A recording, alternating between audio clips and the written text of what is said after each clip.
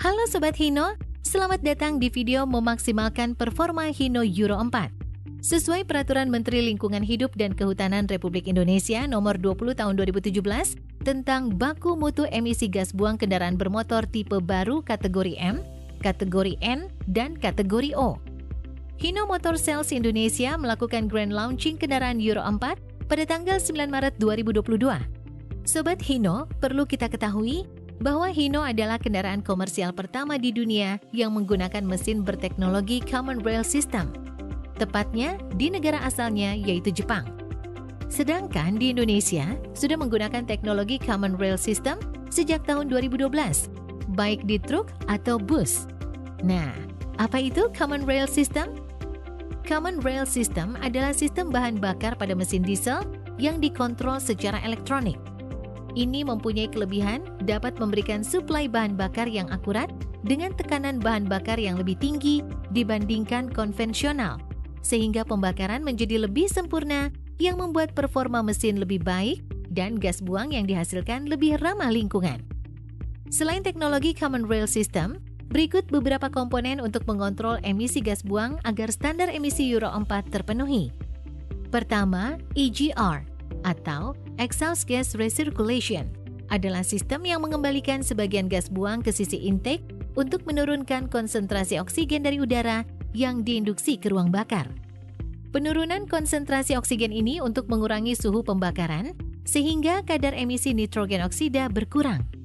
Kedua, VNT atau Variable Nozzle Turbocharger adalah generasi terbaru dalam teknologi turbocharger yang dikontrol secara elektronik, di mana turbo dapat memberikan tekanan udara secara maksimal baik di putaran mesin rendah ataupun tinggi, sehingga mesin Hino tetap mendapatkan tenaga dan torsi yang maksimal.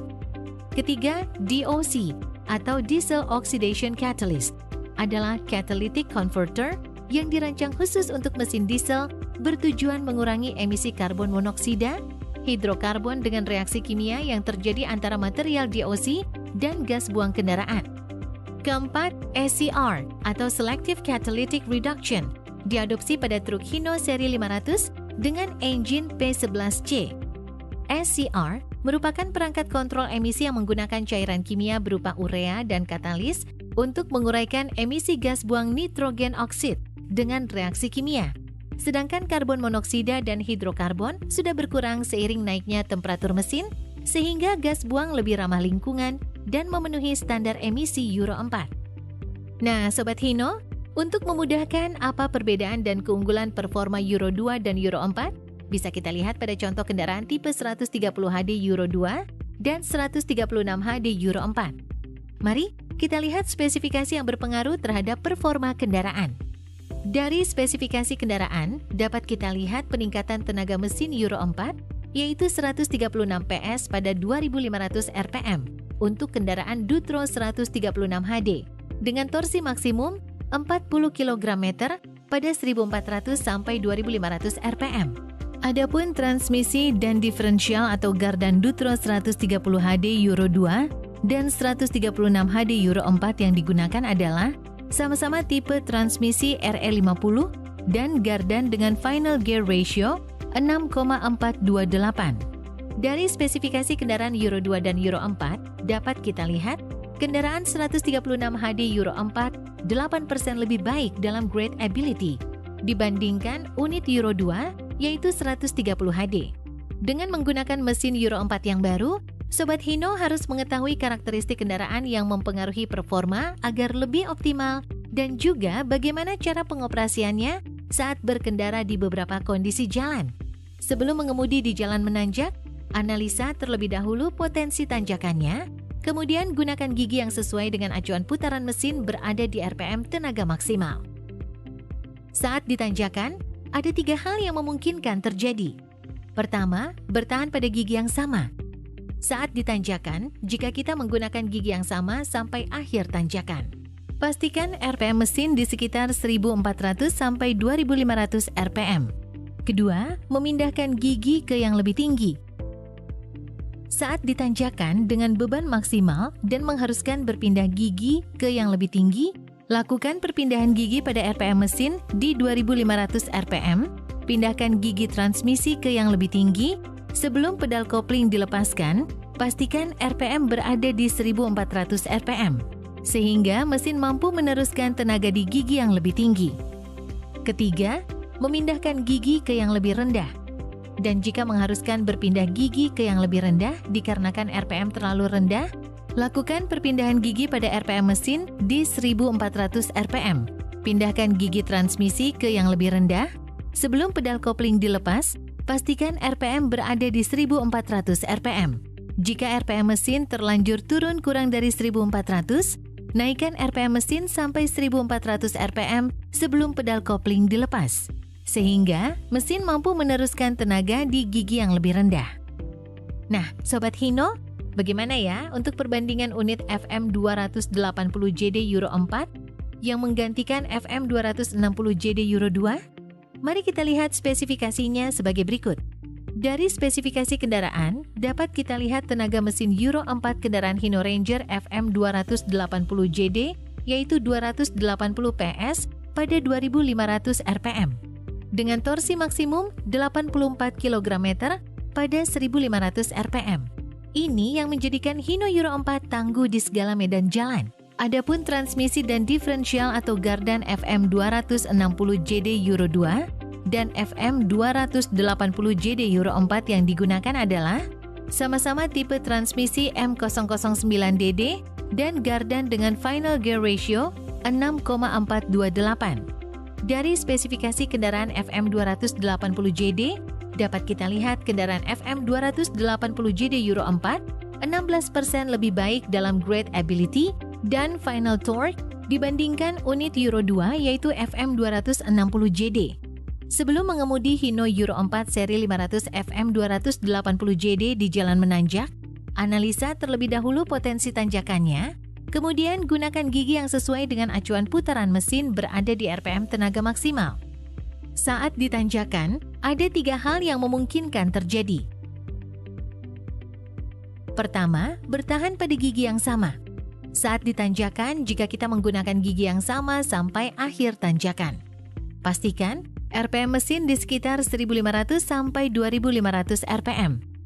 Kedua, memindahkan gigi ke yang lebih tinggi.